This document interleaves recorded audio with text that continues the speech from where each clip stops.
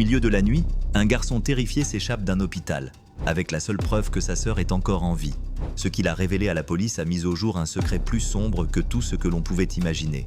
Avant de découvrir ce secret, n'oubliez pas de cliquer sur le bouton « J'aime » ci-dessous et de vous abonner.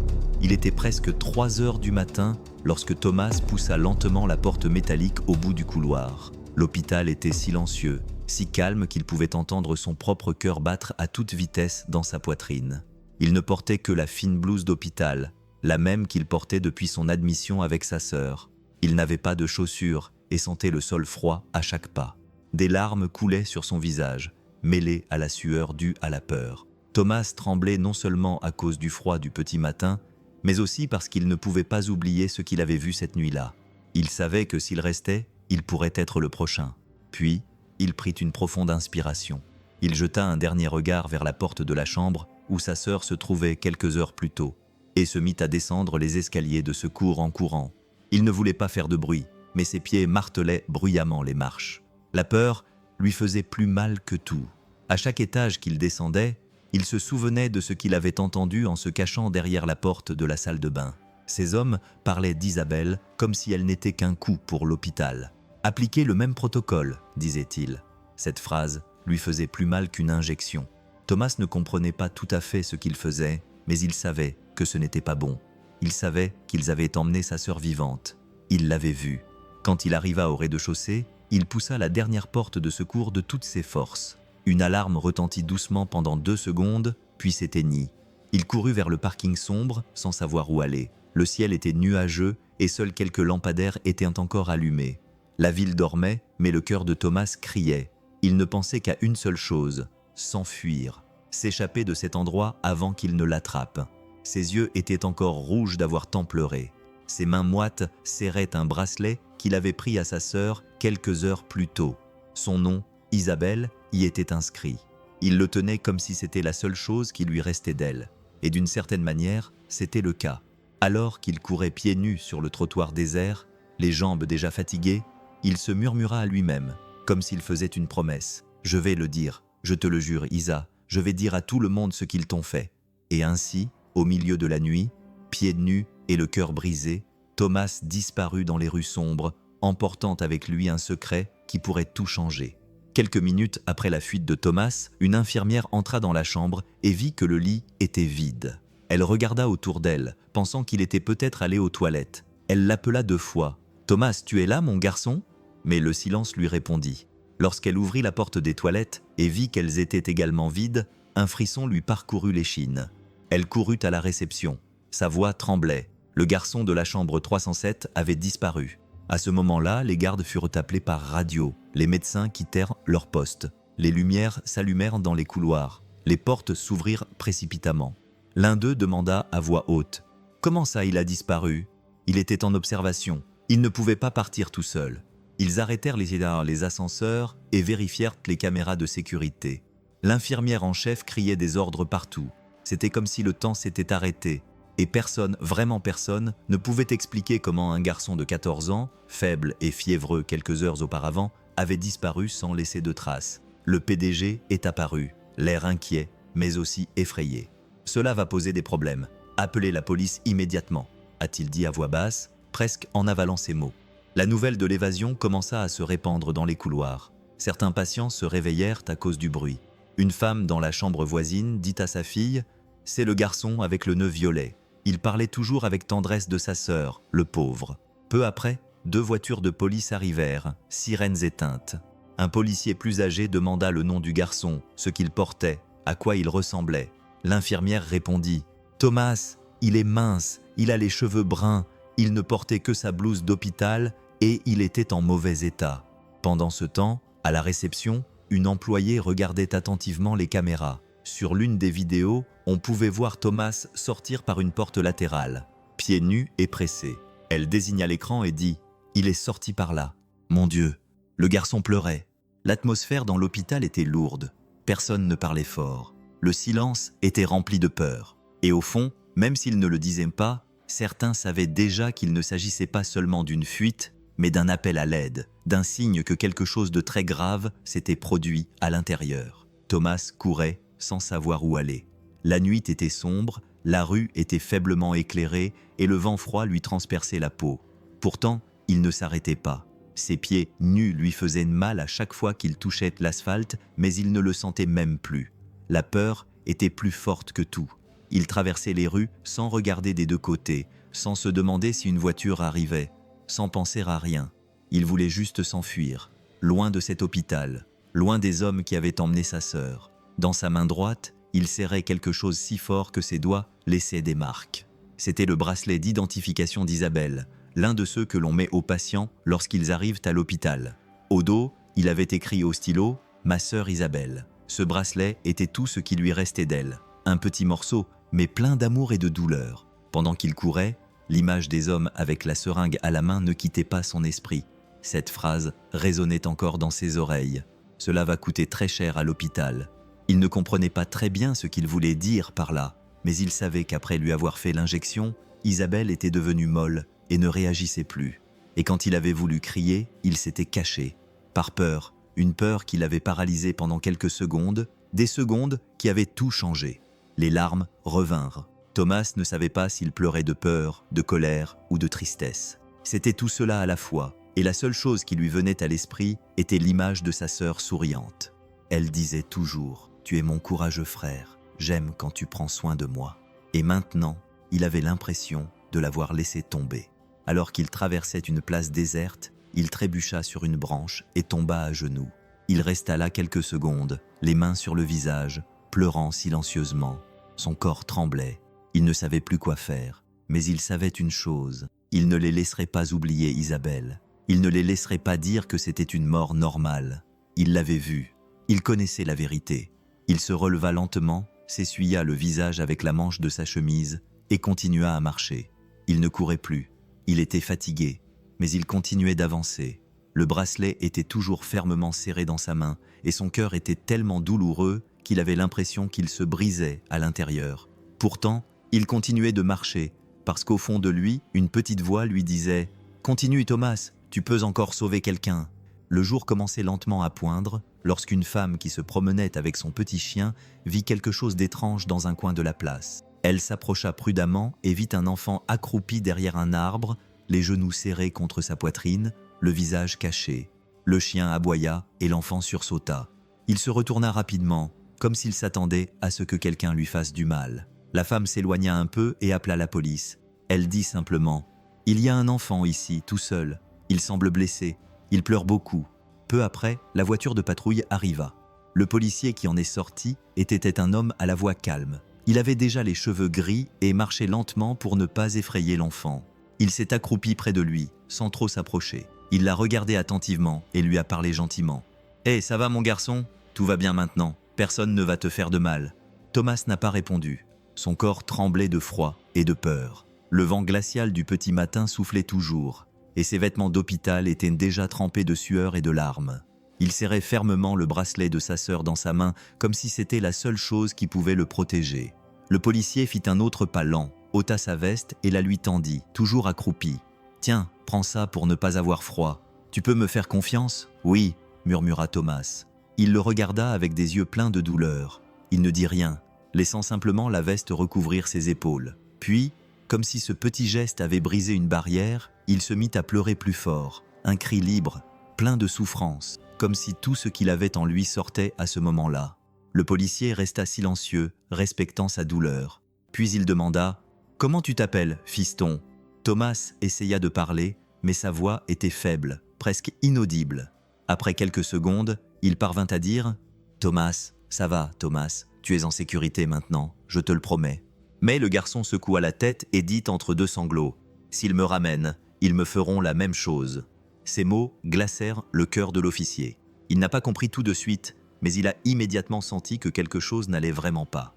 Il s'est approché avec précaution, a touché l'épaule du garçon et lui a dit « Nous n'allons pas t'emmener là où tu ne veux pas aller. Dis-moi simplement ce qui s'est passé. » Oui. Thomas s'est contenté de pleurer. Il a serré encore plus fort le bracelet de sa sœur et a murmuré « Ils l'ont emmené. Je l'ai vu. Je l'ai vu. » Peu à peu, le policier comprit que cet enfant ne s'était pas simplement enfui, mais qu'il demandait de l'aide. Et à ce moment-là, dans ce coin de la place, quelque chose de bien plus important qu'une enquête commença. Une vérité difficile à entendre, mais impossible à ignorer, commença à se dévoiler. Et ce n'était que le début. Le policier s'agenouilla devant l'enfant, ne sachant pas quoi dire pendant quelques secondes. Ces mots flottaient dans l'air comme un poids lourd. « S'ils me ramènent, ils me feront la même chose. » La voix de Thomas était douce, mais pleine de peur, comme s'il l'avait retenu pendant longtemps, essayant d'être fort, endurant tout seul, mais maintenant, il n'en pouvait plus. Le policier regarda sa partenaire, l'agent Camilla, qui venait d'arriver. Elle aussi était surprise par ce qu'elle entendait. Les deux se regardèrent et comprirent que cet enfant n'avait pas seulement peur d'être loin de chez lui, c'était beaucoup plus grave que cela. Camilla s'accroupit, le regarda dans les yeux et lui parla calmement. « Que t'ont-ils fait, Thomas? Tu peux me le dire? Je suis là pour t'aider. » Oui, Thomas prit une profonde inspiration, mais c'était comme s'il ne pouvait pas respirer.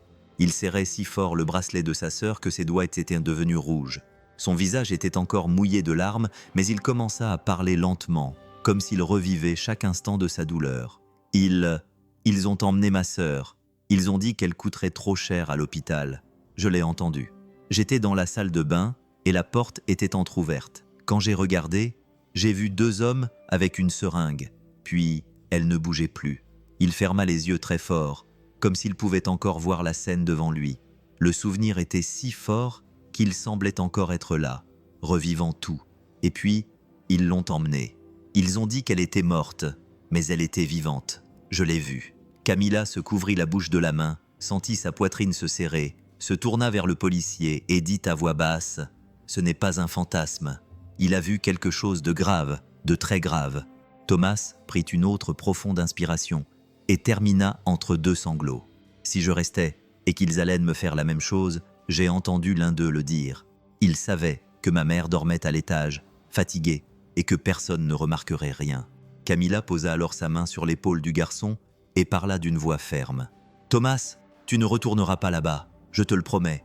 Je vais rester avec toi et personne ne te touchera. » Le garçon la regardait toujours avec peur, mais pour la première fois depuis qu'il l'avait trouvée, ses yeux brillaient légèrement, comme si au milieu de toute cette peur, un peu d'espoir était né.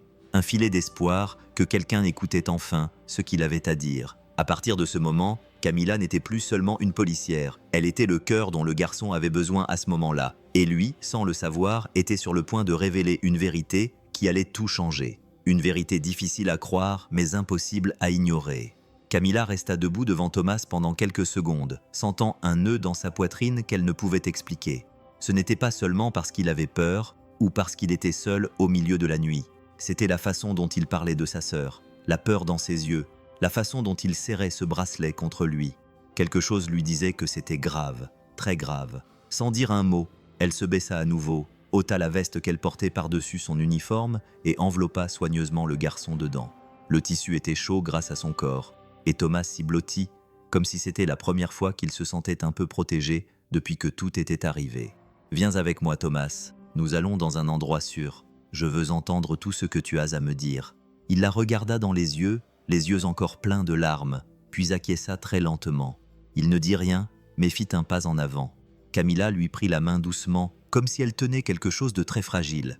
Et c'était le cas. À l'intérieur de la voiture de patrouille, le silence régnait. Thomas s'adossa à son siège, serrant sa veste contre lui, le regard tourné vers la fenêtre, comme s'il craignait encore que quelqu'un n'apparaisse. Camilla conduisait prudemment. De temps en temps, elle jetait un regard inquiet dans le rétroviseur. Elle avait traité de nombreuses affaires, mais celle-ci était différente. C'était comme si quelque chose la touchait d'une manière qu'elle ne pouvait expliquer. Quand ils arrivèrent au poste de police, Camilla n'emmena pas Thomas directement dans une salle d'interrogatoire froide. Elle l'emmena dans une petite pièce avec un fauteuil et des couvertures. Elle demanda à un collègue de lui apporter une tasse de thé chaud, celui qui sent l'anis. Elle voulait qu'il se sente en sécurité là-bas. Elle s'assit à côté de lui et lui dit d'une voix douce « Thomas, nous avons le temps maintenant. Racontez-moi tout depuis le début. Je veux comprendre. » « Qui s'échit aussi ?» Oui, Thomas prit une profonde inspiration. Il tremblait encore un peu, mais il se mit à parler. Il lui parla de l'hôpital, de sa sœur malade, de sa mère, qui restait là tous les jours, épuisée, dormant sur les chaises dans le couloir. Il lui dit que cette nuit-là, il avait demandé à rester avec Isabelle pour que sa mère puisse se reposer. Il lui raconta qu'il était allé aux toilettes et qu'à son retour, il avait vu 2 hommes près du lit de sa sœur. Il lui parla de l'injection du corps de sa sœur qui s'était affaissé, des hommes qui l'avaient emmené et de lui qui s'était caché derrière la porte, terrifié. Camilla écouta tout cela, le cœur lourd. Chaque mot prononcé par Thomas lui faisait l'effet d'un coup de poing, et tandis qu'il parlait, elle ne fit que confirmer ce qu'elle avait ressenti depuis le début. Il n'inventait rien, la douleur qu'il portait était réelle, la peur était réelle, et plus encore, quelque chose de très laid se cachait dans cet hôpital. Lorsqu'il eut fini de raconter son histoire, Camilla prit un morceau de papier, nota le nom de sa sœur Isabelle, nota le nom de sa mère Luciana, et lui promit « Thomas, je ne vais pas laisser passer ça, je vais m'occuper de toi et découvrir ce qu'ils ont fait à ta sœur. Tu n'es plus seul. » Oui, le garçon ferma les yeux un instant, et dans ce silence, Camilla comprit qu'à partir de ce moment, elle n'était plus seulement une policière en service. Elle était désormais la seule personne en qui Thomas pouvait avoir confiance, et elle n'allait pas le laisser tomber, pas même une seconde. Thomas resta silencieux pendant un moment, assis sur le canapé du poste de police, la couverture toujours sur les épaules. Ses yeux étaient rouges, mais il semblait plus calme. Camilla s'assit silencieusement à ses côtés, attendant. Elle savait qu'elle ne pouvait pas précipiter les choses. Certaines vérités mettent du temps à sortir de la bouche et encore plus à sortir du cœur. Après un long soupir, Thomas se mit à parler à voix basse, presque dans un murmure. Ma mère était déjà très fatiguée. Elle dormait à l'hôpital depuis des jours. Assise sur une chaise dure, Isabelle était hospitalisée pour ses poumons. Elle avait du mal à respirer, mais elle me souriait quand même. Elle me disait toujours qu'elle allait aller mieux, que nous allions sortir de là ensemble. Et cette nuit-là, j'ai demandé à ma mère de rentrer à la maison et d'aller dormir. Je lui ai dit que je resterais avec Isa, qu'elle avait juste besoin de se reposer. Camilla écoutait attentivement, prenant lentement des notes sans l'interrompre. Il était environ 3 heures du matin. Je me suis levé pour aller aux toilettes, et quand je suis revenu, j'ai entendu des voix. Tout était sombre dans le couloir, à l'exception d'une petite lumière. La porte de la chambre était entr'ouverte. J'étais sur le point d'entrer, mais je me suis arrêté quand je les ai entendus. Thomas a dégluti comme s'il avait du mal à continuer, à agripper la couverture avec ses mains et à fermer les yeux un instant. L'un d'eux a dit « Celle-ci va aussi coûter très cher à l'hôpital. Nous allons faire la même chose. » Il a fait une pause et a regardé Camilla, les larmes aux yeux. Ils avaient une seringue. Je l'ai vue, Camilla. Il se tenait à côté du lit d'Isabelle et elle était encore éveillée. Elle avait peur. Camilla a posé sa main sur son épaule avec affection, sans rien dire. Je restais immobile. Je voulais crier. Je voulais courir pour la sauver, mais j'avais peur. Puis je les vis lui faire l'injection. Elle se relâcha, cessa de bouger, et les 2 hommes la soulevèrent simplement et quittèrent de la pièce comme si elle n'était qu'un corps parmi d'autres. Les larmes recommencèrent à couler. Thomas se couvrit le visage de ses mains et le bruit de ses sanglots emplit la pièce. Camilla a également ravalé ses larmes. Ce n'était pas une histoire inventée, c'était une douleur réelle. Un garçon de 14 ans qui a vu sa sœur être emmenée sans pouvoir rien faire, qui portait une culpabilité qui n'était pas seulement la sienne. J'ai attendu un moment puis je me suis enfui. Je savais que si je restais, ils me feraient la même chose. Ils ont dit que maintenant, j'étais le seul qui restait et que cela coûterait encore plus cher. Camilla s'est levée lentement, s'est dirigée vers la porte et a demandé que personne n'entre pendant un moment.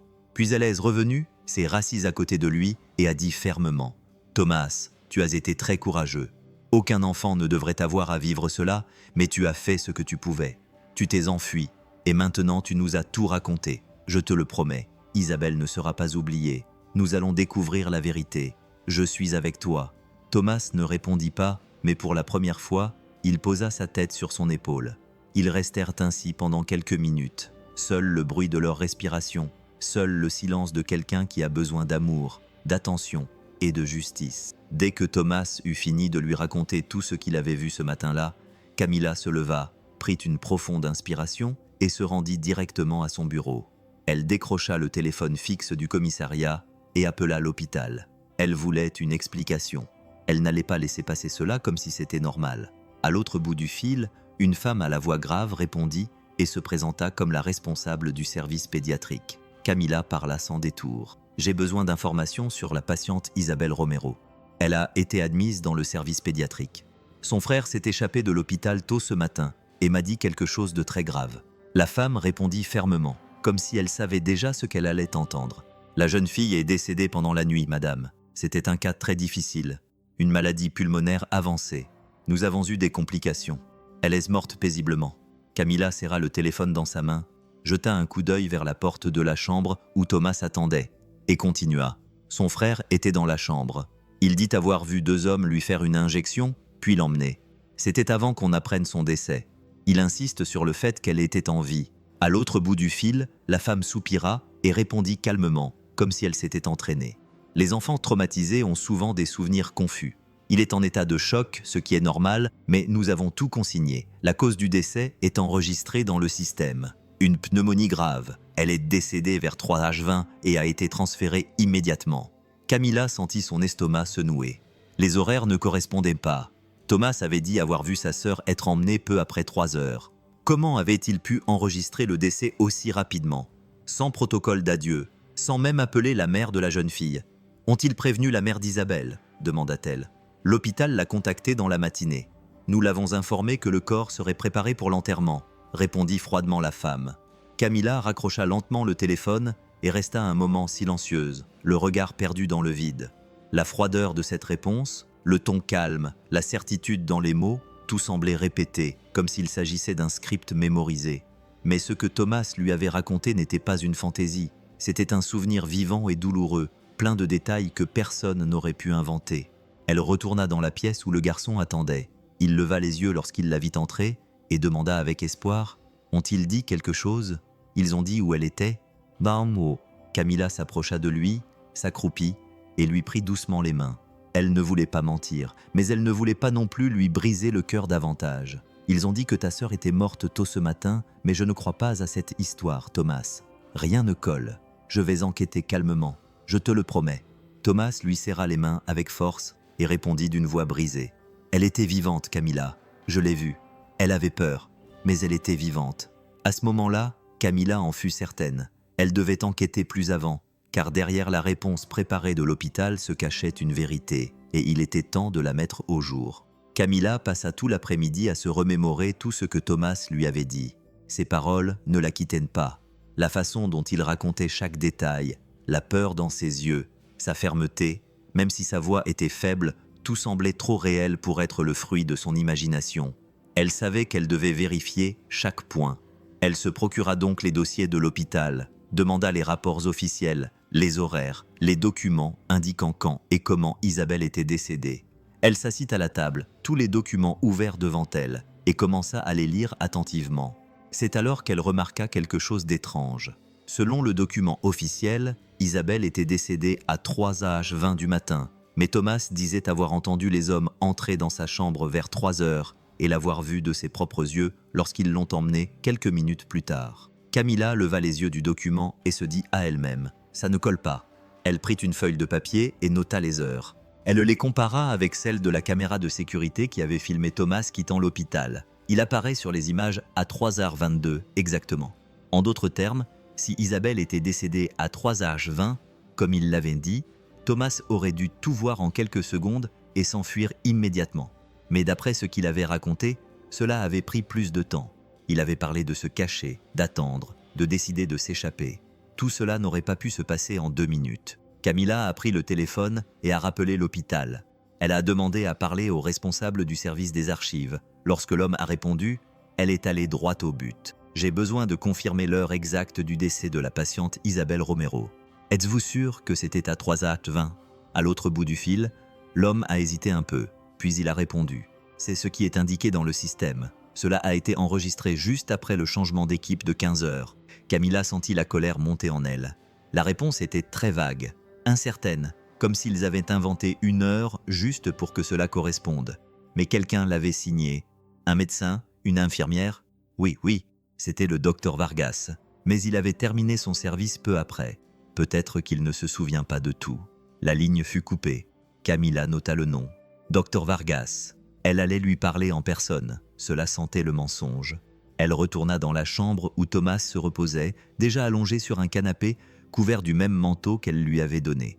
Il semblait plus calme, mais son regard était toujours perdu. Lorsqu'elle s'approcha, il ouvrit lentement les yeux. « Tu as trouvé quelque chose ?» demanda-t-il doucement. Camilla s'assit à côté de lui, posa sa main sur la sienne et répondit sincèrement. « J'ai découvert que ce que tu as dit a plus de sens que ce qu'ils ont dit. Les horaires ne concordent pas. Il y a quelque chose d'étrange dans cette histoire, Thomas, et je vais découvrir ce que c'est. » Il la regarda et pour la première fois, lui adressa un petit sourire timide, mais plein d'espoir. À ce moment-là, Camilla sut qu'elle était sur la bonne voie et que la vérité, aussi dure soit-elle, devait être révélée. Car Isabelle méritait d'être honorée avec dignité et Thomas méritait de trouver la paix dans son cœur. Il était tard lorsqu'ils trouvèrent enfin Luciana. Elle se trouvait dans le même hôpital, épuisée, endormie sur l'un de ces bancs durs dans le couloir où elle avait passé la nuit. Elle ne savait rien. Personne ne lui avait dit que son fils s'était enfui. Personne ne lui avait rien dit au sujet de sa fille. Lorsque les policiers entrèrent dans la salle et demandèrent à voir Luciana Romero, une infirmière leur indiqua la femme allongée sous une fine couverture, le visage tourné vers le mur, les yeux gonflés de fatigue. Camilla s'approcha lentement, s'agenouilla à côté d'elle et lui toucha doucement le bras. « Madame Luciana, c'est vous ?» Luciana ouvrit lentement les yeux, ne comprenant toujours pas, et se redressa. « C'est moi. Que s'est-il passé? Est-il arrivé quelque chose à Isabelle ?» Le policier prit une profonde inspiration, cherchant les mots justes, mais il n'y avait pas de manière facile de le dire. Il la regarda dans les yeux et dit très prudemment « Votre fils Thomas s'est enfui de l'hôpital tôt ce matin. Nous l'avons retrouvé. Il va bien, il est en sécurité avec moi maintenant. Mais il s'est enfui parce qu'il a vu quelque chose de très grave. » Luciana écarquilla les yeux et porta la main à sa bouche. « Mon Dieu, mon fils s'est enfui. Pourquoi? Où est-il? Il est avec nous, en sécurité. Mais il nous a dit quelque chose. Il a vu Isabelle être emmenée par 2 hommes. Il a dit qu'elle était encore en vie. » Luciana se tut. Elle sentit une boule dans sa gorge, son visage pâlit. Elle regarda autour d'elle comme si elle cherchait une réponse dans l'air. Après quelques secondes, elle demanda d'une voix tremblante. « Comment ça, ils l'ont emmenée? Hier soir, ils m'ont dit qu'elle était stable, qu'ils allaient la garder en observation. » Camilla lui prit affectueusement la main. « L'hôpital dit qu'elle est morte tôt ce matin, mais les horaires ne concordent pas, et Thomas a tout vu. Il a tout vu. » La femme se prit la tête à 2 mains, les yeux remplis de larmes, et se mit à respirer rapidement. Elle sentit le sol disparaître sous ses pieds. Camilla s'en rendit compte et tenta de la soutenir, mais il était trop tard. Luciana perdit l'équilibre, ses yeux se révulsèrent et elle s'évanouit sur place. Dans les bras des policiers, Camilla appela à l'aide. Des infirmières accoururent, apportèrent une civière, soulevèrent délicatement Luciana et l'emmenèrent dans la pièce voisine. Au bout de quelques minutes, elle se réveilla d'une voix faible, pleurant sans discontinuer. « Ma fille, ma petite fille, si mon enfant est seul dans la rue. Pourquoi, mon Dieu, pourquoi, mon... » Camilla est restée avec elle tout le temps, lui a tenu la main et lui a dit fermement « Madame Luciana, je vous jure que je ne vais pas en rester là. Je mène déjà l'enquête, et vous allez voir votre fils tout de suite. Il a juste besoin de vous près de lui, et vous méritez tous les 2 de connaître toute la vérité. » Luciana ferma les yeux et pleura silencieusement. La douleur d'avoir perdu une fille et d'avoir failli perdre son fils était plus que quiconque pouvait supporter. À ce moment-là, Camilla comprit encore plus clairement qu'il ne s'agissait pas seulement d'une affaire, mais d'une famille détruite par quelque chose qui devait être révélé, et elle allait aller jusqu'au bout, même si elle devait le faire seule. Quand Thomas vit sa mère franchir la porte du commissariat, il courut sans réfléchir. Luciana ouvrit les bras et le serra fort dans ses bras, comme si elle ne voulait plus jamais le lâcher. Ils restèrent enlacés pendant plusieurs minutes, pleurant ensemble, laissant la douleur s'exprimer sans honte, sans crainte. Camilla se tenait à proximité en silence, respectant ce moment. C'était la rencontre de 2 cœurs blessés qui tentaient de se retrouver. Thomas regarda sa mère dans les yeux, le visage rouge et la voix tremblante. « Maman, ils ont menti. Ils ont dit qu'Isabelle était morte mais elle était vivante. Je l'ai vue, je te le jure, maman. Ils lui ont mis quelque chose et l'ont emmenée. Et maintenant, ils disent qu'ils l'ont déjà incinérée, qu'il ne reste plus rien. » Luciana, qui était déjà très bouleversée, eut l'impression que son monde s'écroulait. Ses yeux se remplirent à nouveau de larmes et elle eut du mal à respirer. Ils l'ont emmenée sans nous dire quoi que ce soit, comme s'ils l'avaient déjà incinérée. Je suis sa mère, j'avais le droit de voir ma fille. Camilla essaya de la calmer, mais il n'y avait pas de temps à perdre. Luciana se rendit directement à l'hôpital avec Thomas à ses côtés, déterminée, le cœur rempli de douleur et de colère. Elle entra dans la salle d'accueil, se rendit au bureau de l'administration et exigea une explication. « Je veux voir ma fille. Où est-elle? Je veux la voir de mes propres yeux. » Un employé a essayé de rester calme et a répondu froidement, comme s'il lisait un texte appris par cœur. « Madame Luciana, le corps de la patiente Isabelle Romero a déjà été envoyé pour analyse. Il est en phase de biopsie. Lorsque tout sera prêt pour l'enterrement, nous vous contacterons. »« Cachez quoi ?» a crié Luciana, en frappant du poing sur le comptoir. « Ils ne m'ont rien dit. C'était ma fille. J'étais ici, à l'hôpital. Comment ont-ils pu me cacher ça ?» L'employé détourna le regard et continua à parler sur le même ton. « Vous devez rentrer chez vous maintenant. Il vaut mieux vous reposer, appeler votre famille et tout préparer calmement. Nous vous contacterons dès que possible. » Luciana recula d'un pas, comme si elle avait reçu un coup à la poitrine. Thomas lui prit la main et la serra fort. Maman Isabelle était vivante, je l'ai vue, ils lui ont fait quelque chose, et maintenant, ils veulent le cacher. Luciana se mit à pleurer bruyamment au milieu de la salle d'accueil. Les gens la regardaient, mais personne ne s'approchait. Elle s'agenouilla sur le sol, les mains sur le visage, répétant « Je voulais juste dire au revoir à ma fille, c'est tout. Pourquoi ne m'ont-ils pas laissé faire ?» Camilla arriva quelques minutes plus tard, la releva doucement et les serra tous les deux dans ses bras. Thomas tremblait et Luciana ne pouvait s'arrêter de pleurer. À ce moment-là, ce n'était plus seulement un soupçon, c'était la certitude que quelque chose de très grave s'était produit là-bas. La douleur de cette mère et de cet enfant n'était pas seulement due à la perte, mais aussi au vol. On leur avait volé la possibilité de dire au revoir. On leur avait volé leurs derniers souvenirs. Et Camilla, les yeux remplis de larmes, savait que cela ne pouvait pas rester ainsi. La vérité devait être révélée, quel qu'en soit le prix. Camilla quitta l'hôpital le cœur lourd, mais déterminée.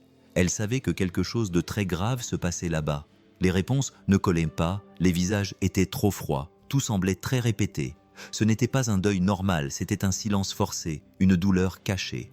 Dans la voiture de police, elle ôta lentement son uniforme et enfila un grand chemisier et un simple pantalon de survêtement. Elle attacha ses cheveux différemment, mit une casquette et noua une veste autour de sa taille. Il était important de passer inaperçu.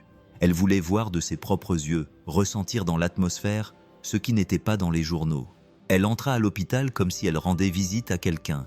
Elle traversa calmement et sans se presser la réception, portant un petit sac de fruits, comme s'il était destiné à un parent hospitalisé. Lorsqu'elle entra dans le service pédiatrique, l'air lui sembla plus lourd, les lumières plus froides, les couloirs trop propres, les regards des employés perdus.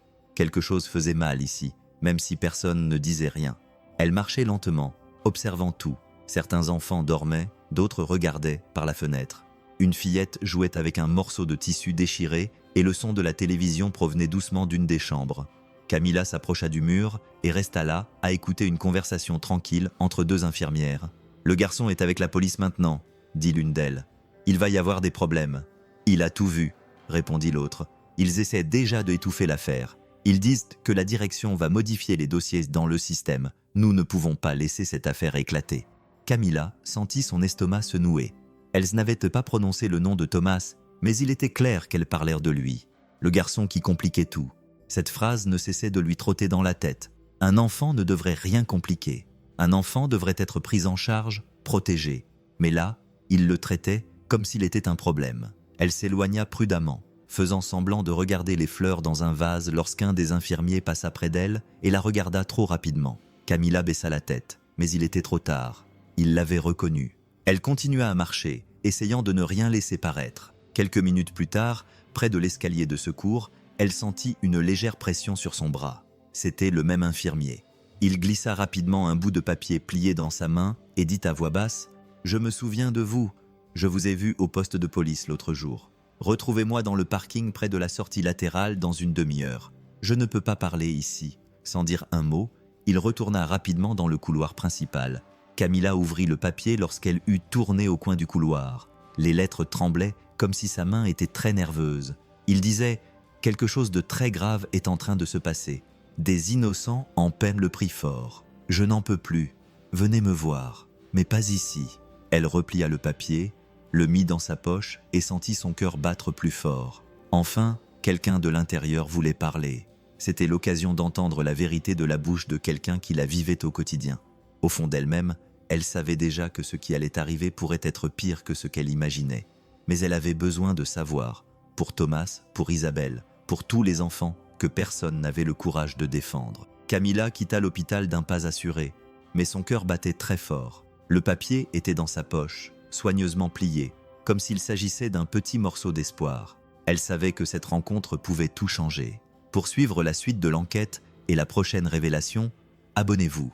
Elle se rendit au parking indiqué, un endroit éloigné de l'entrée principale où il n'y avait presque pas de lumière.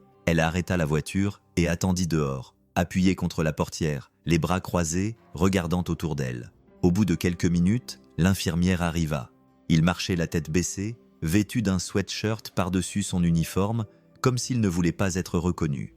Il regarda autour de lui, prit une profonde inspiration et se dirigea vers elle. Camilla le regarda fermement, mais sans agressivité. Elle savait qu'il avait besoin de se sentir en sécurité. « Je suis là. Vous pouvez dire tout ce que vous voulez », dit-elle d'une voix ferme mais calme. Il regarda à nouveau autour de lui, mit les mains dans ses poches et commença à parler à voix basse, presque en chuchotant « Je travaille là-bas depuis 5 ans. J'ai vu beaucoup de choses horribles, mais ces derniers mois, tout est devenu incontrôlable. Ils ont créé un protocole secret, vous voyez, comme un plan secret pour mettre fin au traitement des patients que les assurances ne veulent plus prendre en charge. » Camilla sentit un frisson lui parcourir l'échine. Elle ne dit rien, se contenta de mettre la main dans sa poche et d'appuyer sur le bouton d'enregistrement de son magnétophone. Elle le laissa allumer. Elle avait besoin de preuves. « C'est comme ça », a-t-il poursuivi. « Quand ils disent que le patient n'a aucune chance ou que c'est trop cher, ils disent qu'ils vont l'envoyer dans une zone spéciale. Mais cette zone n'existe même pas. Ils leur administrent simplement quelque chose qui arrête tout, une injection qui met le corps hors service. Ensuite, ils disent que c'était une défaillance organique ou un arrêt respiratoire. » Il s'est mis à pleurer, a retiré sa casquette et s'est passé la main sur le visage, tremblant. « Je pense que cela est arrivé à 3 personnes âgées, puis à une fillette de 6 ans. Et maintenant, c'était Isabelle. Je les ai vus arriver tous les deux avec la seringue. L'un est médecin, l'autre est gardien. Ils s'en moquent. Ils disent que c'est pour le bien de l'hôpital, pour qu'il ne fasse pas faillite. Mais nous savons que c'est pour l'argent.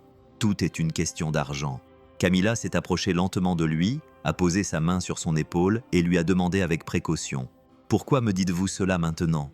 Il a reniflé et s'est essuyé le visage avec la main, parce qu'Isabelle m'avait souri la veille. Elle m'avait dit « Monsieur, vous êtes cool ». Elle m'avait remercié de lui avoir apporté du jus de fruits. Et maintenant, elle n'est plus là. Je n'arrive pas à dormir, madame. J'entends son nom tout le temps. Je me sens coupable. Ils nous obligent à nous taire. Ils nous menacent. Ils disent qu'ils peuvent nous ruiner nos vies si nous parlons, mais je n'en peux plus. Camilla le regarda droit dans les yeux. « Tu as été courageux, très courageux. Ce que tu as fait aujourd'hui peut sauver d'autres enfants. Cela peut tout changer. » Il secoua la tête, toujours en larmes, et dit « S'il vous plaît, prenez soin du garçon, Thomas. Il a tout vu et maintenant ils ont peur de lui. Ils sont morts tout bas. » Camilla appuya sur l'enregistreur dans sa poche. Pour la première fois, elle avait quelque chose de concret entre les mains. Ce n'était plus seulement la parole d'un enfant en état de choc. C'était le témoignage de quelqu'un qui avait vu les choses de l'intérieur, de quelqu'un qui avait participé sans le vouloir, de quelqu'un qui pleurait maintenant d'être resté silencieux. À ce moment-là, elle sut que le combat ne faisait que commencer. Mais désormais, avec la vérité entre ses mains et le courage dans son cœur, elle n'abandonnerait pas.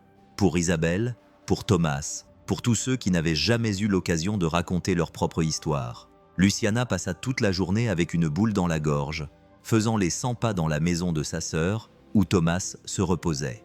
Après tout ce qu'elle avait entendu de la bouche de son fils et de la policière Camilla, son cœur ne pouvait plus supporter tant de douleur et de doute. Elle avait l'impression que la vie lui avait glissé entre les doigts sans qu'elle puisse rien y faire. Mais en elle, une flamme brûlait encore, la force d'une mère qui criait « Je dois voir ma fille, je dois savoir si c'est vrai ».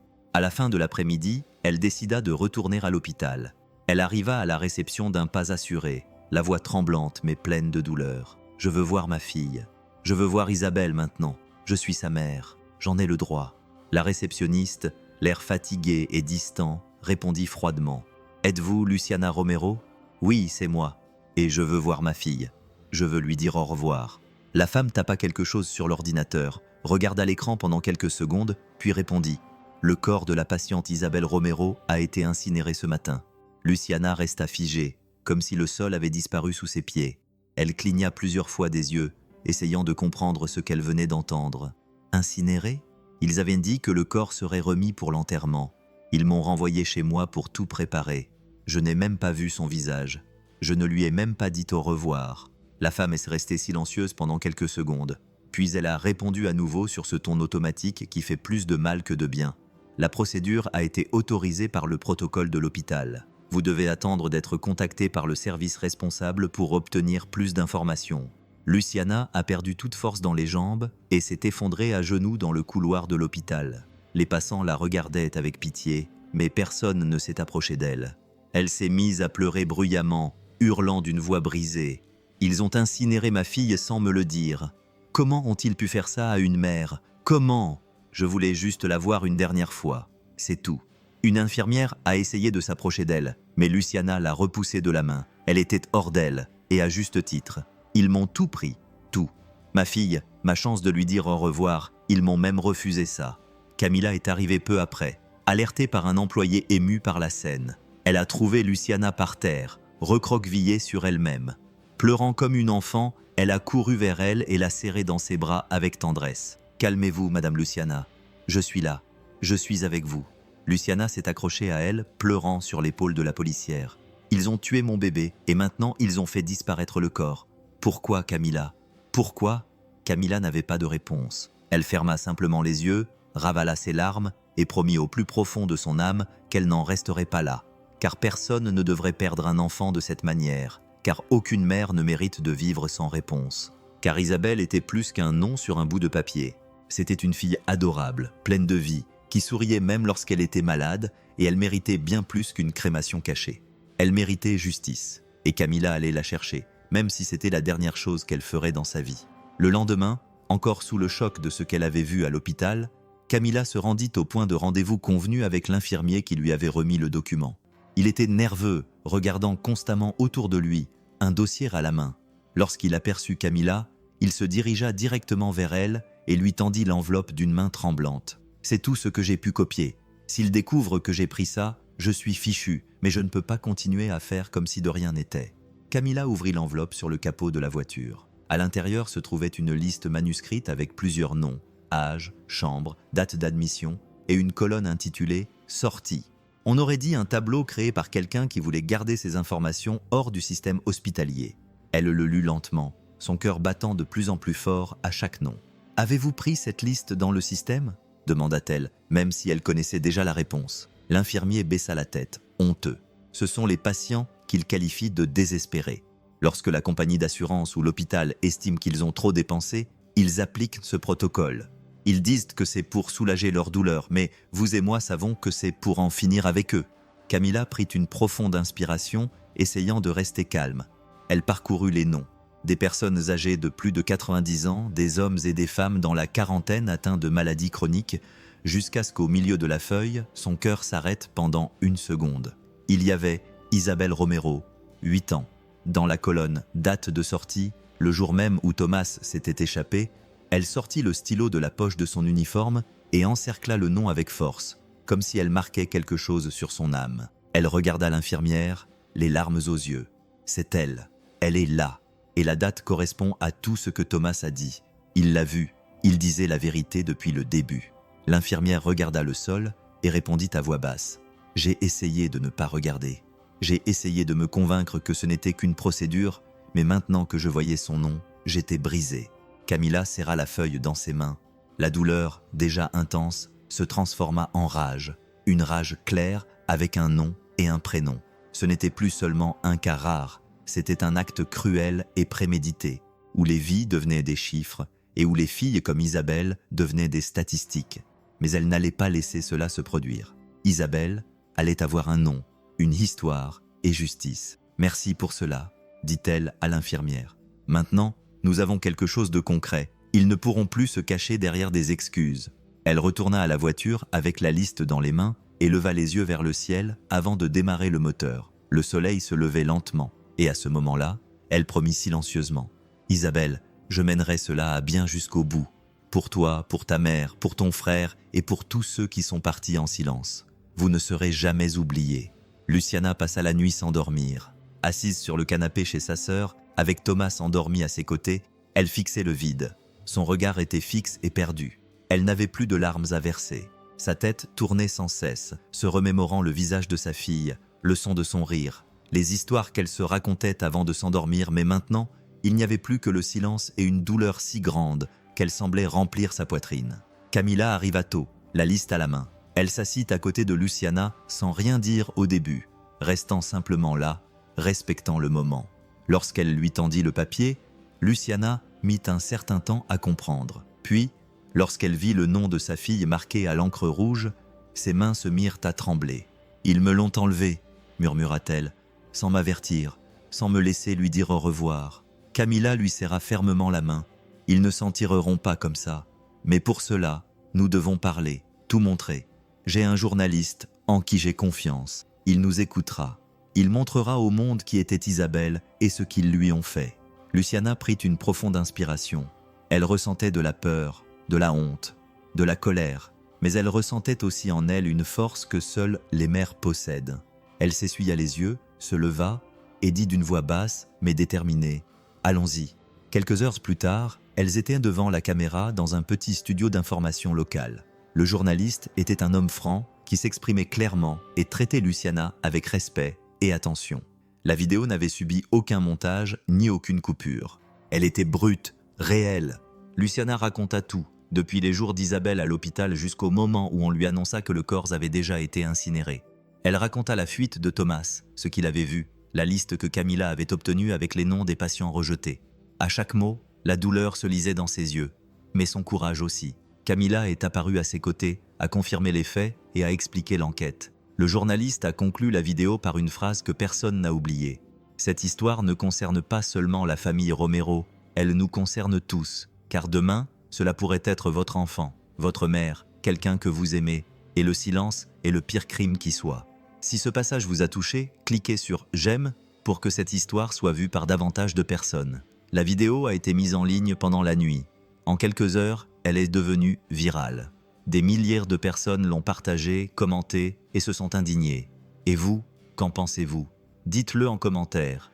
Des commentaires tels que « On ne peut pas laisser passer ça »,« Justice pour Isabelle »,« La vérité doit être révélée » ont envahi les réseaux sociaux. Le lendemain, l'hôpital a publié un communiqué officiel. Elle était froide, dénuée d'émotion. L'hôpital a déclaré respecter le deuil de la famille, mais affirmait être confronté à une situation de deuil mal gérée, être victime d'une campagne de dénigrement et qu'il n'y avait aucun protocole secret ni rien d'inhabituel. Mais cette déclaration n'a fait qu'attiser la colère des gens, car désormais, il ne s'agissait plus seulement de Luciana et Thomas, mais de milliers de voix qui s'unissaient pour dire « Nous les croyons ».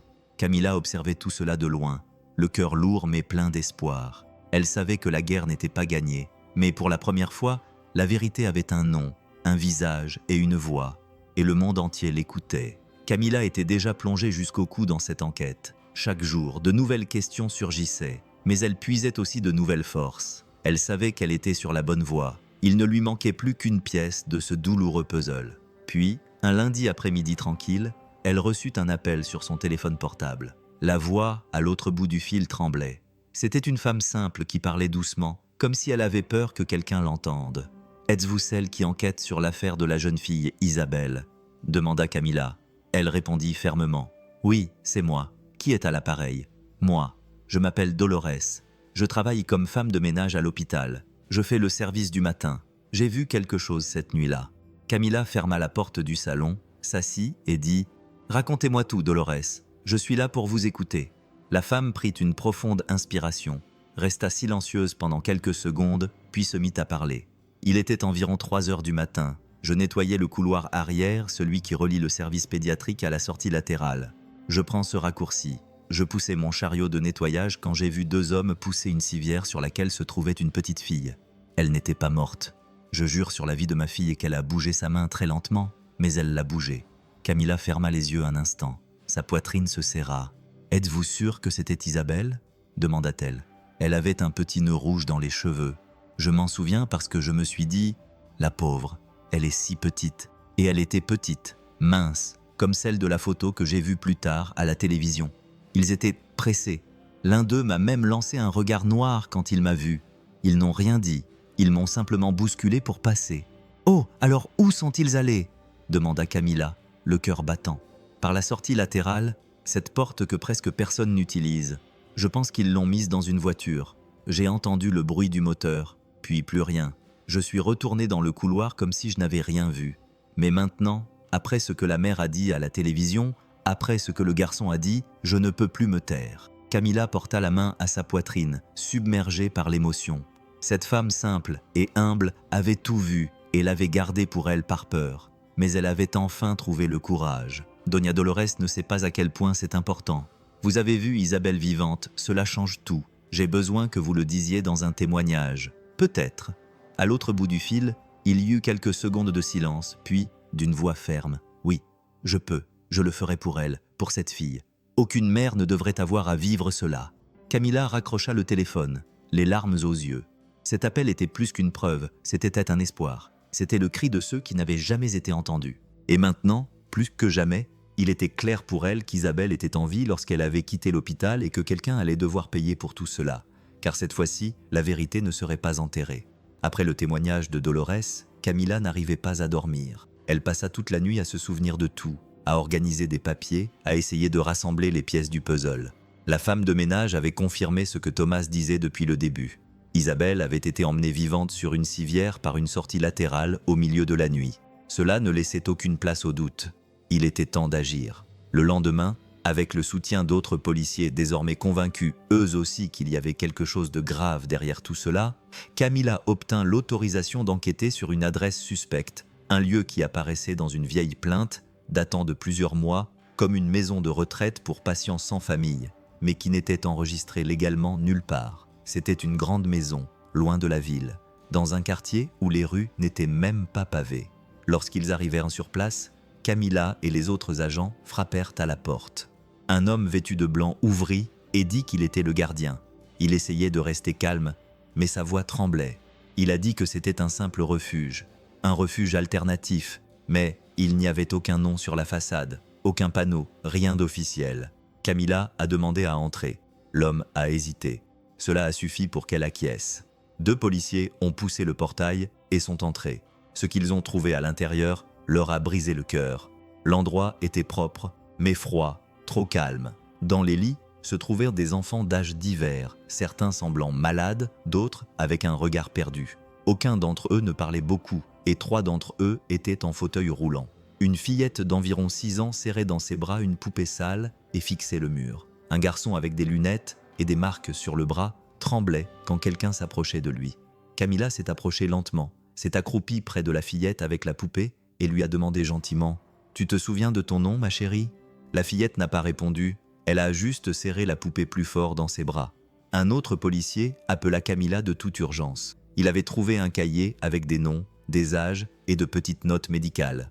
Parmi les noms, certains étaient rayés au stylo rouge, comme s'ils avaient été rejetés. Camilla serra le cahier contre elle. Elle sentait qu'elle était proche du but. Elle alla de lit en lit pour parler aux enfants, essayer de comprendre. Puis l'une d'entre eux, une petite fille mince avec un nœud bleu dans les cheveux, tira sur sa manche et lui parla doucement. Celle avec le nœud rouge. Elle était là, la fille qui pleurait la nuit. Elle appelait quelqu'un du nom de Thomas, mais ils l'ont emmenée dans une voiture noire à l'aube. Camilla se figea.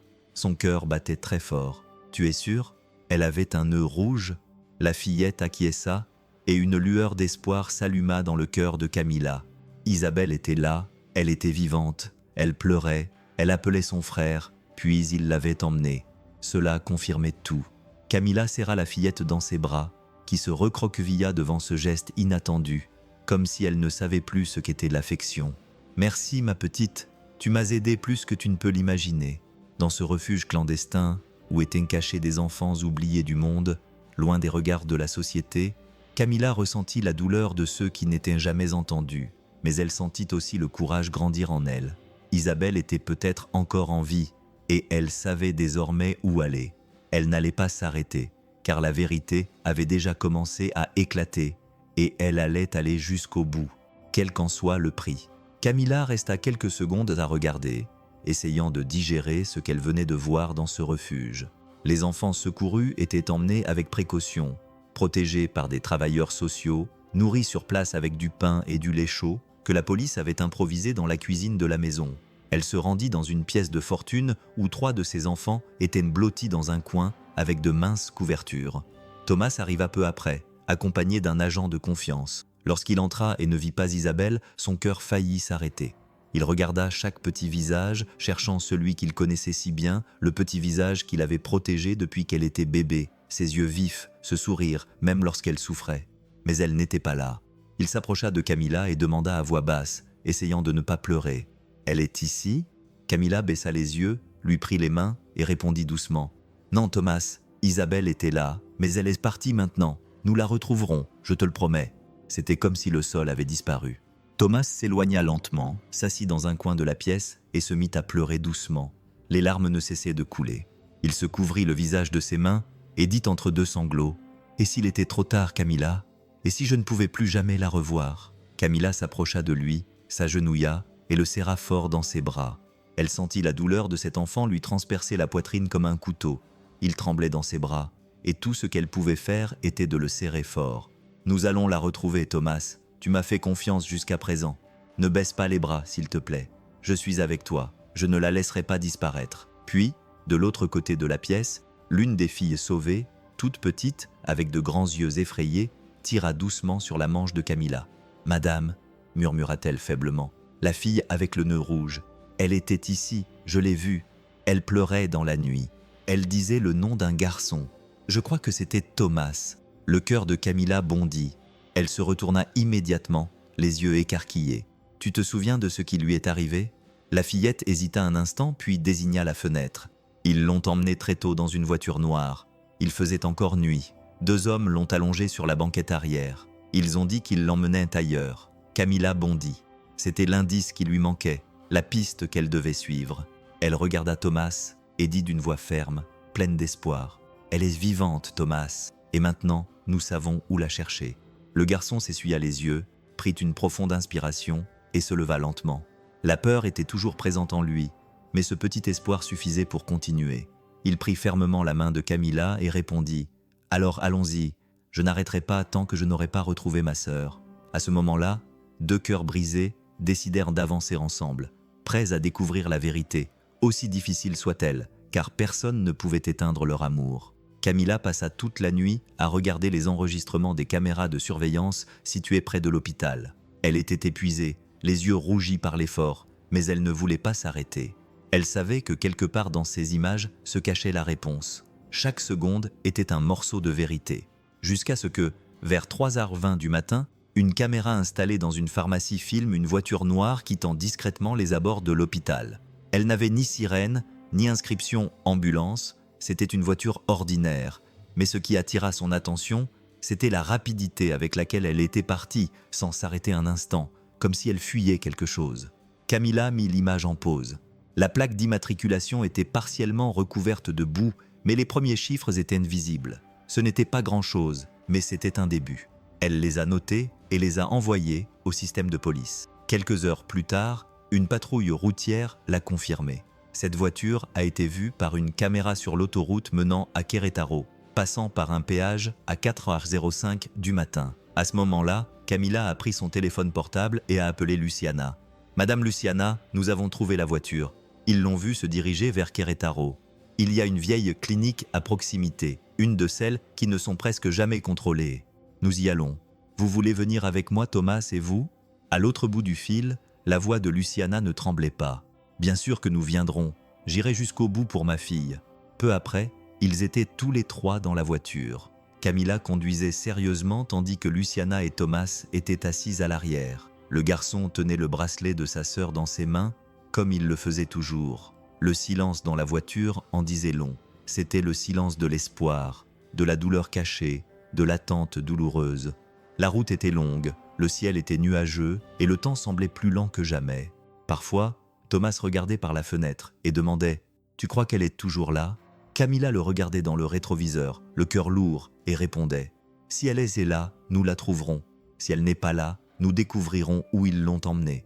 Mais je te promets, Thomas, que nous ne reviendrons pas sans savoir où se trouve Isabelle. » Luciana posa sa main sur l'épaule de son fils et dit, les yeux remplis d'émotion, « Elle nous attend. Je le sens dans mon cœur. Une mère sait ces choses-là. » Et dans cette voiture, la douleur, l'amour et le courage se mêlaient en silence. C'était un voyage qui pouvait tout changer. La chance de retrouver une fille, une sœur, une petite fille qui avait été arrachée à sa famille sans raison valable. Ils ne savaient pas ce qui les attendait, mais ils savaient qu'ils n'étaient plus seuls et qu'ensemble, ils iraient partout où il le fallait pour ramener Isabelle. La route vers Querétaro semblait interminable. À chaque kilomètre, l'angoisse grandissait, leur serrant le cœur. Le silence à l'intérieur de la voiture n'était rompu que par le bruit du moteur et leur respiration profonde. Camilla conduisait d'une main sûre, toujours tournée vers l'avenir, mais l'esprit rempli de souvenirs de tout ce qu'ils avaient vécu jusqu'à présent. Luciana tenait une petite photo de sa fille prise avant son admission à l'hôpital. Thomas, le visage collé à la vitre, ne lâchait pas le bracelet de sa sœur d'une seconde. Ce bracelet était devenu le symbole de la promesse qu'il s'était faite, ne pas se reposer tant qu'il n'aurait pas retrouvé Isabelle. Lorsqu'ils arrivèrent à l'entrée de la clinique, Camilla arrêta la voiture et fixa le bâtiment pendant quelques secondes. Il était vieux, à moitié caché parmi les arbres, avec de hautes fenêtres toutes fermées. Il n'y avait ni enseigne, ni identification claire. Tout semblait trop discret. Prudemment, elle sortit la première, se rendit à la réception et se présenta comme agent de sécurité. L'homme qui l'accueillit devint nerveux. Camilla lui montra alors un document et dit d'une voix ferme : « Nous avons reçu un signalement concernant un mineur détenu ici sans autorisation. Nous entrons. Et si vous essayez de nous en empêcher, nous reviendrons avec un mandat et la police. » L'homme a hésité, a balbutié quelque chose, puis l'a finalement laissé passer. Lorsque Luciana et Thomas sont entrés derrière elle, l'atmosphère est devenue tendue. Le couloir sentait fortement les médicaments et le désinfectant. Camilla est allée droit au but. « Où sont les enfants ?»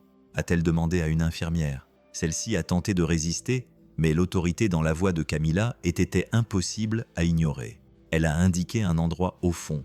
C'est lorsqu'ils entrèrent dans cette pièce blanche et silencieuse que tout s'arrêta. Dans un coin, allongée sur un lit recouvert de draps fins, se trouvait Isabelle, amaigrie, les yeux cernés, les cheveux négligemment attachés en arrière, mais vivante. Elle ouvrit lentement les yeux lorsqu'elle entendit la porte s'ouvrir. Il lui fallut quelques secondes pour comprendre qui était là. Mais lorsqu'elle vit Thomas, quelque chose s'illumina en elle. Une étincelle dans ses yeux, une lumière qui semblait éteinte jusqu'à ce moment-là.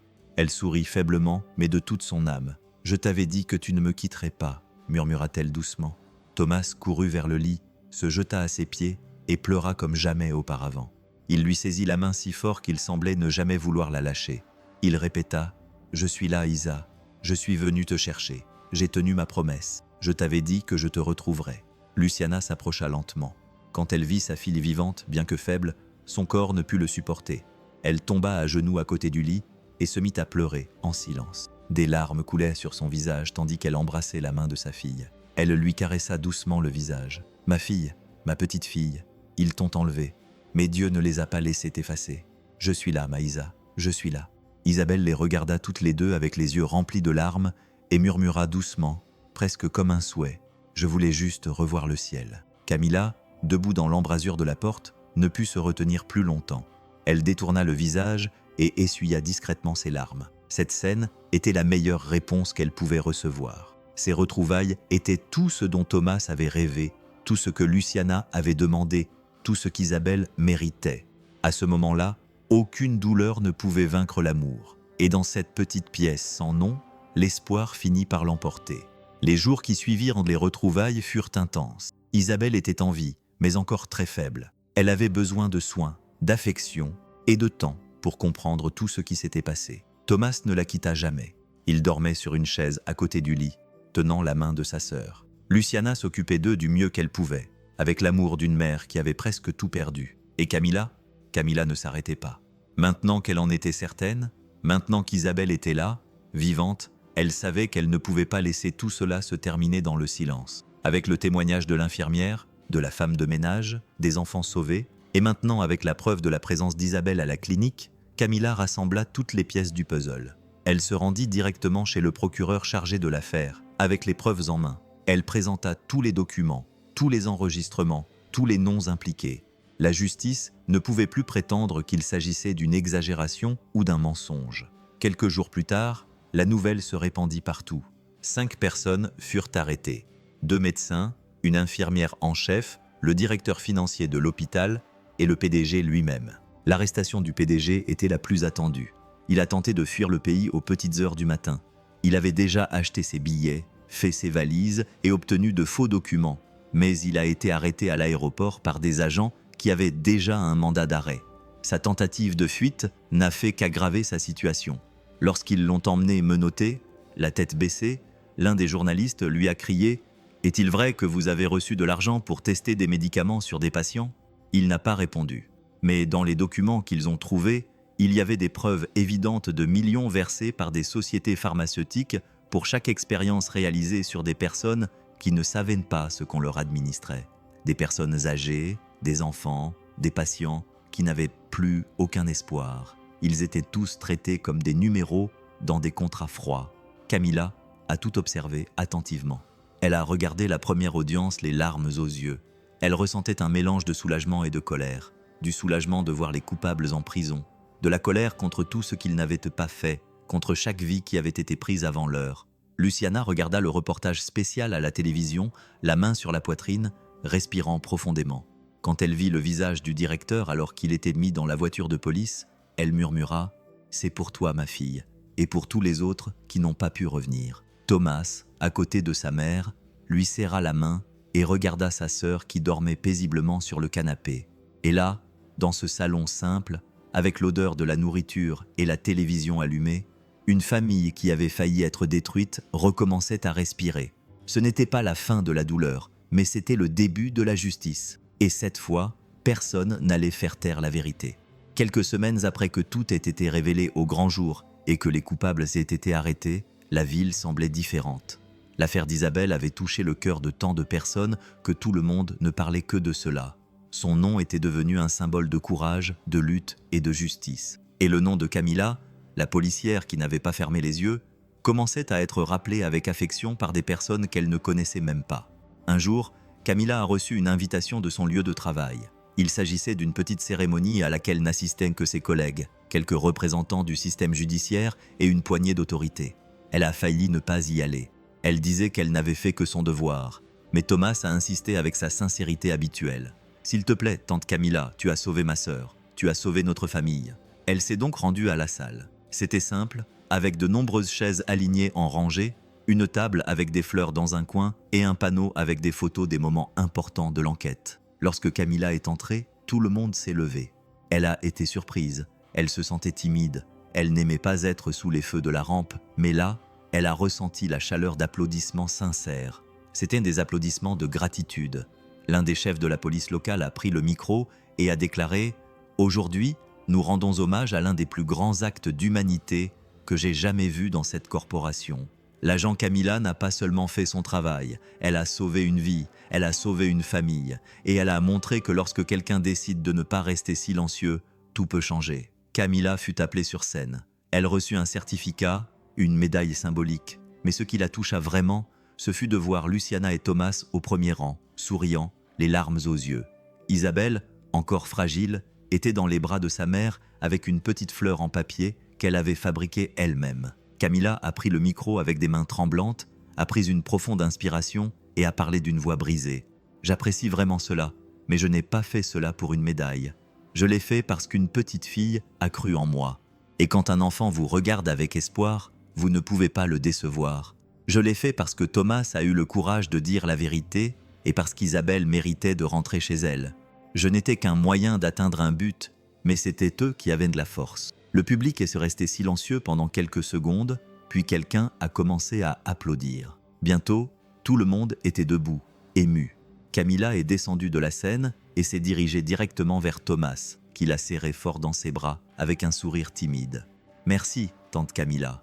Maintenant, tu fais partie de notre famille. » Elle sourit, lui caressa les cheveux et murmura « Et je le serai toujours. » Ce jour-là, Camilla n'a pas seulement remporté une médaille, elle a gagné quelque chose de bien plus grand. Elle a acquis la certitude qu'il vaut la peine de croire en les gens, qu'il vaut la peine de se battre, même lorsque tout semble aller à l'encontre de vos efforts, car parfois, tout ce dont un enfant a besoin, c'est qu'un adulte croit en lui. Et elle a cru jusqu'à la fin. C'était une matinée ensoleillée, une de ces matinées qui semblent dire que le pire est passé. Après tout ce qu'il avait traversé, Thomas retournait enfin à l'école avec son nouveau sac à dos sur le dos, des baskets propres et son cœur. Eh bien, son cœur lui faisait encore mal, mais il était beaucoup plus fort maintenant. Il regarda sa mère avant d'entrer dans la classe, et elle lui adressa un sourire doux, plein de fierté. Isabelle allait mieux de jour en jour, et cela lui donnait la force dont il avait besoin pour continuer. L'école lui semblait plus petite que dans ses souvenirs. Les couloirs, les bureaux, ses amis, tout était là, comme si le temps n'avait pas passé. Mais Thomas savait qu'il n'était plus le même. Il avait mûri d'une manière qu'aucun enfant ne devrait avoir à mûrir. Quand il entra dans la classe, la maîtresse lui donna une grande accolade, une de ces accolades qui en disent long sans rien dire. Puis elle lui dit avec un sourire « Thomas, tu nous as tellement manqué, c'est tellement bon de t'avoir à nouveau parmi nous. Aujourd'hui, pour commencer en douceur, je voudrais vous poser une question à tous. Que voulez-vous faire quand vous serez grand ?»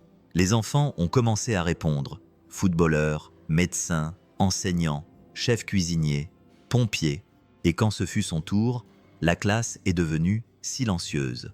Il savait qu'il avait traversé quelque chose de très difficile, mais personne ne savait exactement quoi.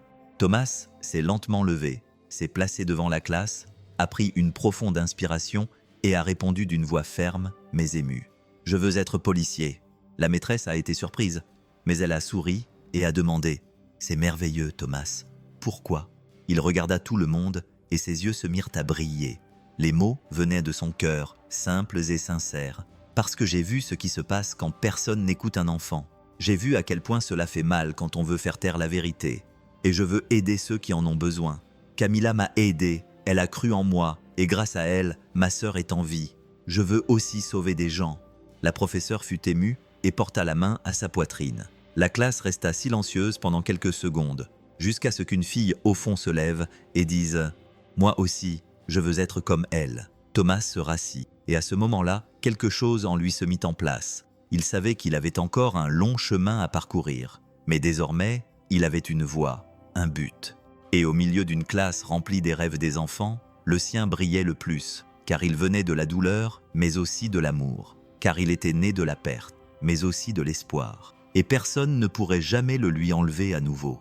Isabelle rentra chez elle, le corps encore faible, marchant lentement, dormant beaucoup, mais avec les yeux plus vivants que jamais. Ce regard qui semblait terne à la clinique prenait désormais de la couleur chaque jour. C'était comme si elle renaissait. Luciana lui prépara un petit coin rien que pour elle dans le salon, avec des coussins, des jouets et des crayons de couleur. Et c'est là qu'Isabelle commença à réapprendre à vivre. Elle ne parlait pas beaucoup. Parfois, elle restait simplement assise en silence à regarder par la fenêtre. Mais lorsqu'elle prenait les crayons, tout changeait. Ses traits étaient encore doux, mais pleins d'émotions. Les premiers dessins étaient simples. Une maison, un arbre, un cœur, mais ils avaient tous quelque chose en commun. Il y avait toujours un ciel bleu, un ciel grand ouvert et clair. Et presque toujours, à côté de la petite maison ou sous l'arbre, il y avait un garçon aux cheveux bruns qui souriait, Thomas. Luciana, le cœur serré, regardait chaque dessin les larmes aux yeux. Un jour, elle s'agenouilla à côté de sa fille et lui demanda « Chérie, pourquoi y a-t-il toujours un ciel bleu ?» Isabelle, avec sa douceur habituelle, répondit doucement « Parce que c'est ce que je voulais voir le plus, le ciel à nouveau. » Quand elle était à cet endroit, elle fermait les yeux et pensait à ce à quoi ressemblait le ciel depuis notre fenêtre. Je pensais à Thomas, et dessiner m'aide maintenant à me rappeler que je suis de retour. Thomas écoutait tout, assis dans le fauteuil, essayant de cacher ce qu'il ressentait, mais ce qu'il voulait le plus, c'était justement cela, voir sa sœur sourire, même si ce n'était qu'un peu. Voir que malgré tout ce qu'elle avait traversé, elle avait encore de la beauté dans son cœur. Isabelle avait des séquelles durables, elle avait du mal à marcher. Parfois, elle oubliait des mots simples, mais personne ne pouvait ternir son éclat. Elle réapprit à rire des petites choses, à sentir le vent sur son visage, à jouer avec l'eau dans la cour, et avec chaque nouveau dessin collé sur le mur du salon, la famille sentait qu'une petite partie de la fille qu'elle était autrefois revenait. Camilla lui rendait souvent visite. Elle apportait du papier neuf, différents crayons, des livres de coloriage. Et Isabelle courait lui montrer ses dessins avec fierté. « Regarde, tante Camilla, c'est le jour où Thomas m'a trouvé, et c'est nous dans le ciel. » Camilla souriait, essayant de ne pas pleurer, car là, sur ce simple bout de papier, se trouvait tout ce que cette histoire signifiait, la douleur, le courage, l'amour et un nouveau départ. Isabelle était vivante, elle était chez elle, et maintenant, même si elle ne comprenait pas tout ce qu'elle avait vécu, elle redonnait des couleurs au monde avec le ciel le plus bleu jamais vu. Au fil des mois, Isabelle s'améliora progressivement. Sa force était impressionnante. Chaque nouveau pas, chaque mot retrouvé était comme un miracle qui se produisait dans la maison. Thomas souriait à nouveau avec plus de sérénité. Camilla faisait toujours partie de la famille, mais celle qui ressentait le plus le changement dans son cœur était Luciana. Après tout ce qu'elles avaient vécu, elle savait qu'elle ne pouvait pas laisser tout cela être oublié. Elle ne pouvait pas faire comme si rien ne s'était passé. Elle savait que beaucoup d'autres mères avaient perdu leurs enfants en silence, que beaucoup n'auraient peut-être jamais l'occasion qu'elle avait eue de retrouver sa fille vivante, d'entendre à nouveau sa voix, de la voir dormir paisiblement. Et c'est en pensant à ces mères qu'elle prit une décision. Un samedi matin, pendant qu'elles prenaient leur petit déjeuner, Luciana regarda Camilla et lui dit « Je veux faire quelque chose pour aider d'autres mères, pour faire entendre leur voix, pour leur montrer qu'elles ne sont pas seules. Je ne peux pas changer le passé, mais je peux utiliser ce que nous avons vécu pour que d'autres familles ne souffrent pas en silence. » Camilla posa sa tasse et la regarda avec respect. « Et qu'as-tu en tête ?» Luciana a pris une profonde inspiration, a regardé Isabelle, qui dessinait dans un coin de la pièce, et a répondu avec émotion. « Je veux créer une fondation, un espace pour accueillir, écouter et guider, pour aider les mères qui ont perdu leurs enfants à cause d'erreurs, de négligence ou d'abandon médical. Un endroit où leur douleur est entendue, où elle se transforme en combat, en action, en soins. » Thomas a levé les yeux. « Intéressant. Et comment s'appellera-t-elle » Luciana sourit, les larmes aux yeux, et répondit d'une voix brisée. « Elle s'appellera la Fondation Isabelle. » Le nom fut prononcé avec une telle sincérité qu'il sembla embrasser toutes les personnes présentes dans la pièce. Isabelle l'entendit et se retourna, les yeux brillants. Elle s'approcha de sa mère et lui dit doucement d'une voix douce « Ça va être magnifique, maman, comme le ciel dans mes dessins. » La fondation a commencé modestement, dans une pièce empruntée, avec un mobilier simple et un mur recouvert de photos d'enfants, de fleurs en papier et de phrases d'espoir, mais elle n'a pas tardé à se développer. L'histoire d'Isabelle avait déjà touché de nombreuses personnes, et Luciana était désormais sollicitée par des mères de tout le pays. Des mères qui ne voulaient ni argent ni vengeance. Elles voulaient être entendues. Elles voulaient que leurs enfants soient commémorés avec dignité. Luciana écoutait chacune d'elles calmement. Elle les serrait dans ses bras, pleurait avec elles et leur montrait qu'il était possible de recommencer à zéro, qu'elles pouvaient transformer leur douleur en quelque chose de beau. Et chaque fois qu'elle entrait dans cette petite pièce dont la porte portait le nom de sa fille, elle savait qu'elle honorait la vie qu'elle avait failli perdre. Isabelle était revenue, mais beaucoup d'autres ne l'avaient pas fait. Et maintenant, elle s'occupait de ces autres comme s'ils faisaient aussi partie d'elle. Ainsi, la Fondation Isabelle est devenue plus qu'un simple lieu. Elle est devenue une étreinte pour ceux qui se croyaient seuls, et un rappel que même lorsque tout semble perdu, l'amour peut encore changer le monde. C'était un après-midi tranquille, un de ceux où une douce brise agite les rideaux et où l'odeur du gâteau cuit dans le four embaume la maison. Camilla s'était arrêtée chez Luciana pour une petite visite. Elle voulait voir comment allait Isabelle, discuter un peu avec Thomas et prendre un café avec l'ami que la vie lui avait donné au milieu du chaos. Elle faisait déjà partie de la famille et tout le monde l'accueillit avec des regards affectueux et des embrassades chaleureuses. Isabelle, au visage désormais plus rose et aux yeux plus brillants, attendait Camilla assise sur le canapé, ses petites mains cachées derrière son dos. Lorsque la policière entra, elle courut vers elle pour la serrer dans ses bras, avec cette timidité mais aussi cette affection qui la caractérisait. Camilla se bassa, la serra fort dans ses bras et lui dit en souriant « Tu deviens chaque jour plus forte, n'est-ce pas ? Tu finiras par être plus courageuse que ton frère. » Isabelle eut un petit rire, regarda sa mère, puis Thomas, et sortit de derrière son dos un morceau de papier soigneusement plié. C'était un papier simple, fait à la main, avec de petites lettres tremblantes. Elle tendit le papier à Camilla, le tenant à deux mains. « C'est pour toi, tante Camilla. Je l'ai écrit toute seule. » Camilla prit le papier délicatement, comme s'il s'agissait d'un trésor. Elle s'assit lentement, le déplia avec amour, et commença à le lire en silence. Les mots étaient écrits au crayon bleu, les bords décorés de simples dessins de cœur et d'une petite maison sous un ciel bleu vif. « Merci d'avoir écouté mon frère, alors que personne d'autre ne le faisait. Merci de ne pas avoir abandonné. Merci de m'avoir ramené à la maison. Je t'aime beaucoup. » Des larmes montèrent lentement au coin de ses yeux. Elle regarda Isabelle et vit bien plus qu'une enfant. Elle vit une survivante, une fille qui, malgré tout ce qu'elle avait traversé, était encore capable de remercier, d'aimer, d'écrire avec son cœur. « Detti, c'est moi qui te suis reconnaissante, Isa, » dit Camilla, la voix brisée. « Toi et Thomas m'avez appris que le courage n'a pas d'âge, et que lorsqu'on croit vraiment en quelqu'un, on peut tout changer. » Luciana observait la scène les yeux brillants, et Thomas, appuyé contre le mur, souriait fièrement à sa sœur. Camilla garda la lettre avec beaucoup d'affection. Un jour, elle dit qu'elle allait l'encadrer et l'accrocher au mur de son bureau, mais au fond d'elle-même, elle savait que ces mots étaient déjà gravés en elle. car il n'y avait pas de cadeau plus précieux que celui-là. C'était la preuve vivante que la vérité avait triomphé, que l'amour avait perduré, et que même dans le silence le plus profond, quelqu'un avait eu le courage d'écouter. Le soleil se couchait lentement, peignant le ciel de couleurs douces entre l'orange et le rose. La place du quartier était calme, avec quelques feuilles sèches éparpillées sur le sol et le bruit lointain des enfants qui jouaient. C'était un coucher de soleil qui semblait fait spécialement pour ce moment. Camilla était assise sur un banc en bois et observait de loin. Elle était là, mais elle voulait qu'ils aient ce moment rien que pour eux. Luciana, vêtue d'une robe simple et arborant un sourire serein, marchait lentement avec Isabelle à ses côtés, lui tenant la main.